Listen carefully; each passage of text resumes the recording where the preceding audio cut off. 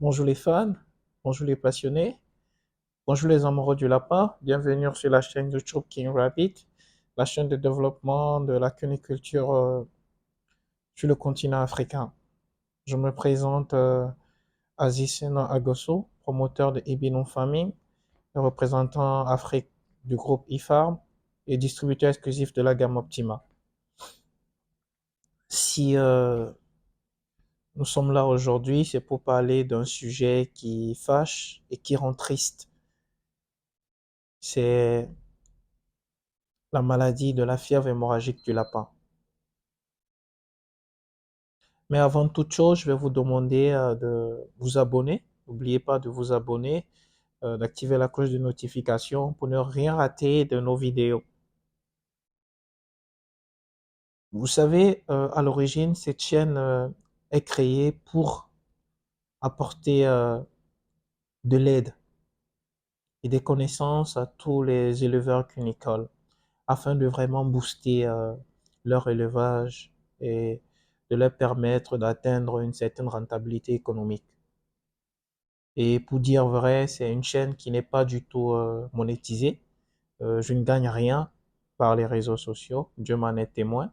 C'est surtout l'envie en fait de partager les connaissances et d'accompagner mes jeunes frères africains. Et c'est cette envie-là qui fera en sorte que chaque jour, je reçois des prières, des bénédictions de chacun de vous. Et là, on est face à une situation depuis 2 jours ou 3 jours, je reçois des messages de certains éleveurs, dont une dame hier qui m'a écrit, elle était toute en larmes parce que elle a perdu ses lapins. C'est en Côte d'Ivoire, elle a perdu ses lapins. Et ça, vraiment, c'est quelque chose qui fait mal parce que moi-même qui vous parle aujourd'hui, je suis l'une des plus grosses victimes de ce mal-là. La VHD. 2015, j'en ai perdu plus de 1000. 2019, j'en ai perdu 4000 lapins. Donc, vous voyez, pour un jeune, ça fait pratiquement 4000 lapins. Mais comme je le dis toujours, tomber en avançant. Je suis toujours revenu plus fort.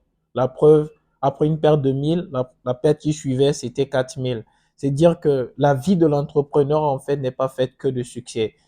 Mais la réussite, c'est savoir se relever après tout échec et revenir surtout plus fort. Apprendre. Il ne s'agit pas de ne pas faire des erreurs. On doit faire des erreurs parce que c'est ça l'expérience. D'accord? Mais le chemin par lequel moi je suis passé, la crainte qui m'a animé pendant des années, cette peur qui est restée en moi pendant des années, qui m'a à un moment cristallisé, qui m'empêchait d'évoluer, moi je veux faire en sorte que les autres n'aient pas à vivre ça, quoi. Oui, parce que je me rappelle à des moments, j'étais obsédé. Chaque fois qu'un de mes employés m'appelait, je me disais, j'avais ce traumatisme-là, il va m'annoncer la mort d'un lapin. Il va m'annoncer la mort d'un lapin. Donc c'est quelque chose qui restait à moi, quoi. Vous voyez, et j'ai pris du temps. C'est vous dire que moi aussi, il m'arrive d'avoir peur. Le vrai courageux, c'est pas celui qui a peur, non, mais c'est celui qui arrive à surmonter sa peur. Et je nous donne beaucoup de courage. Pour ceux qui ont perdu, c'est dire que vous allez vous en sortir. Prenez ça comme une expérience. Parce que moi, je me dis toujours quoi? C'est-à-dire, la difficulté, l'échec, pour moi, n'est qu'un escalier vers un niveau supérieur. Si vous arrivez à rentabiliser tout ce qui vous arrive en mal, vous allez vous rendre compte que ça vous a permis de franchir un niveau supérieur. Donc, il n'y a pas de fatalité. Mais la VHD, qui n'est plus du tout un problème en Europe, est une fatalité en Afrique. Mais c'est quoi la VHD? On dit rabbit hemorrhagic disease. C'est-à-dire, c'est la fièvre hémorragique du lapin.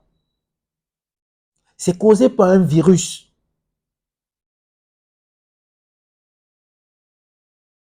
qui existe sous sa première forme classique, le VHDV1.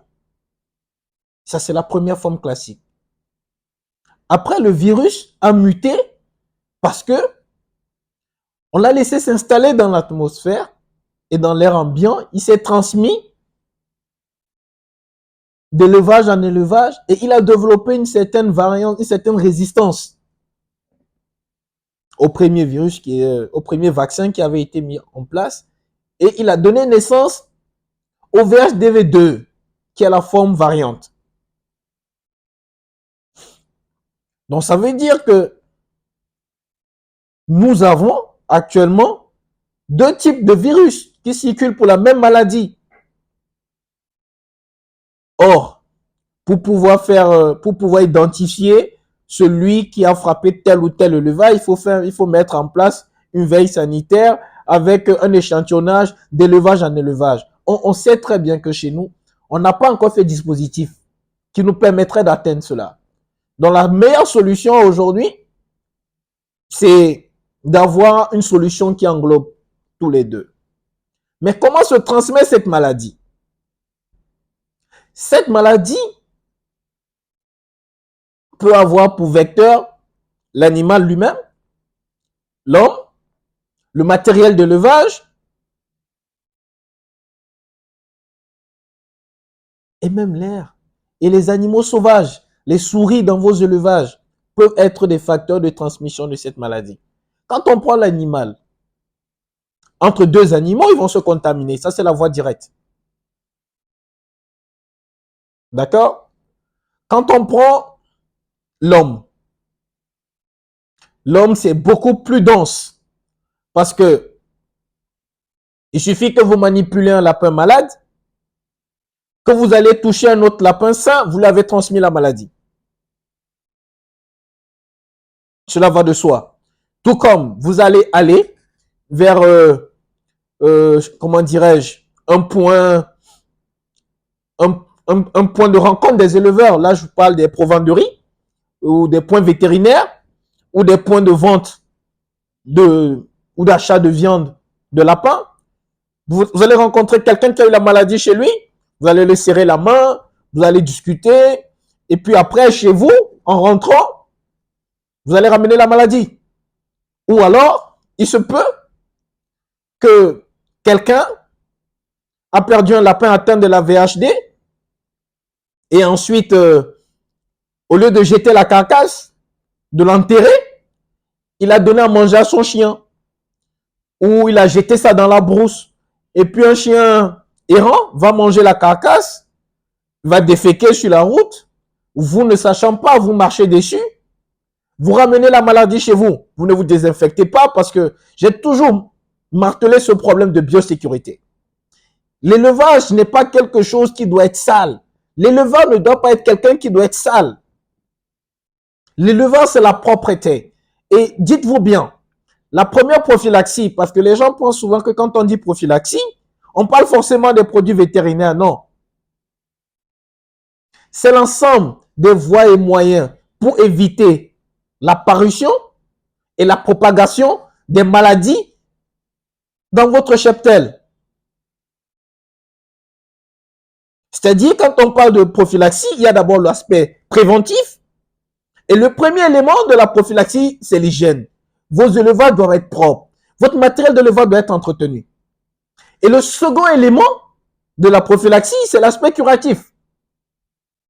Une fois que la maladie a été installée, comment on se comporte? Comment on fait en sorte de pouvoir le délimiter à un noyau pour ne pas contaminer les autres?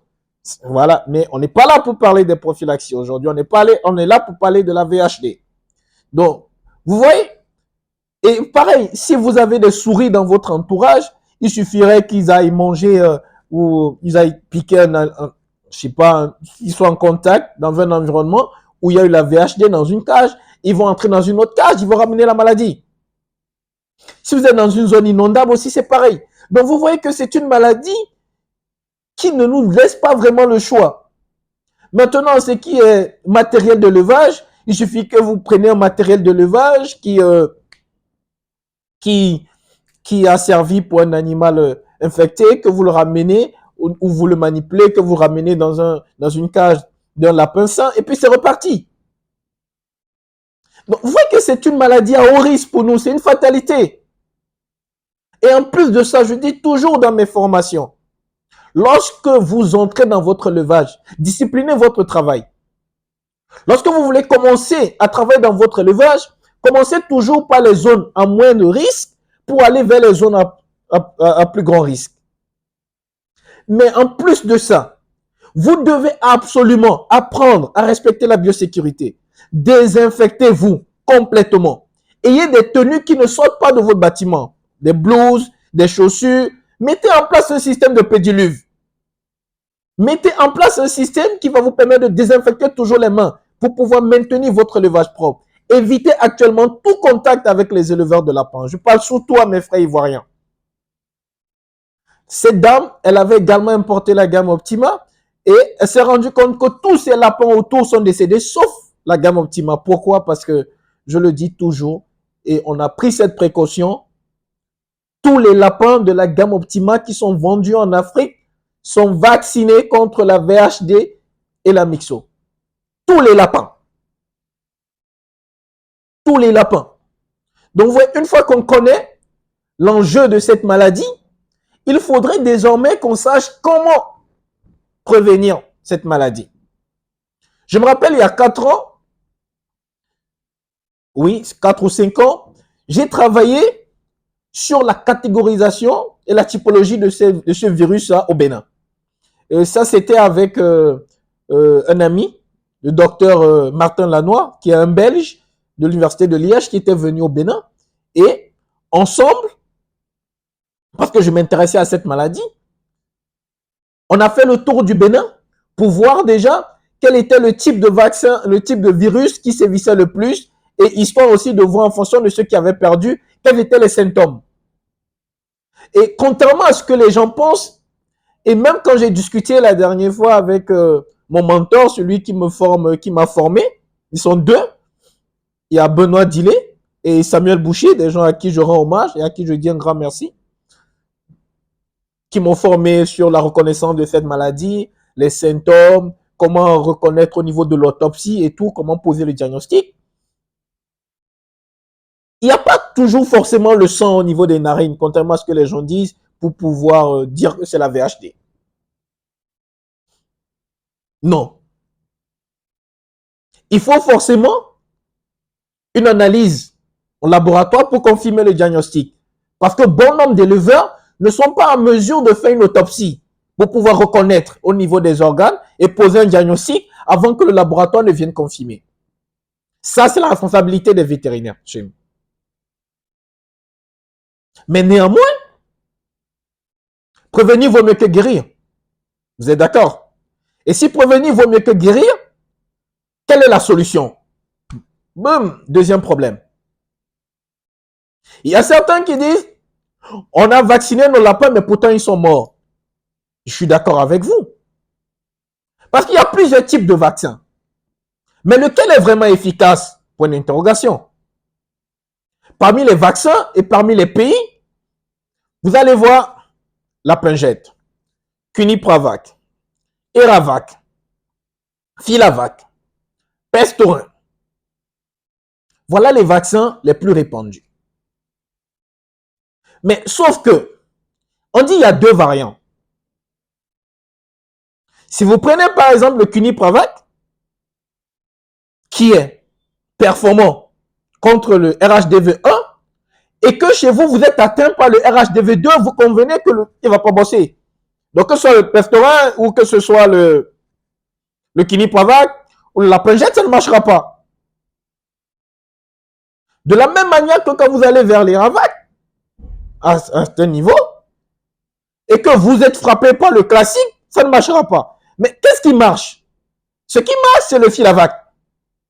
Parce qu'il nous faut un vaccin qui englobe les 2 variants, c'est-à-dire le 1 et le 2. Comme ça, on ne se pose pas la question. J'ai fait le vaccin, ça a marché. Les lapins de la gamme Optima que vous avez chez vous sont vaccinés par le Filavac Varka, qui est actuellement le meilleur disponible sur le marché. C'est le meilleur vaccin disponible sur le marché. C'est ça qui nous assure une certaine couverture. Et à tous ceux qui ont la gamme Optima, nous sommes en train de négocier et on négocie avec les autorités pour que ils puissent nous commander en fait le bon vaccin. Parce que une personne individuelle, nous, dans nos gouvernements, dans nos pays, n'a pas le droit d'importer le vaccin. C'est au niveau de la direction de l'élevage que ça se passe. Il y a un service qui s'occupe des vaccins, de l'importation des vaccins. Donc, c'est ce vaccin-là qui correspond à notre mal.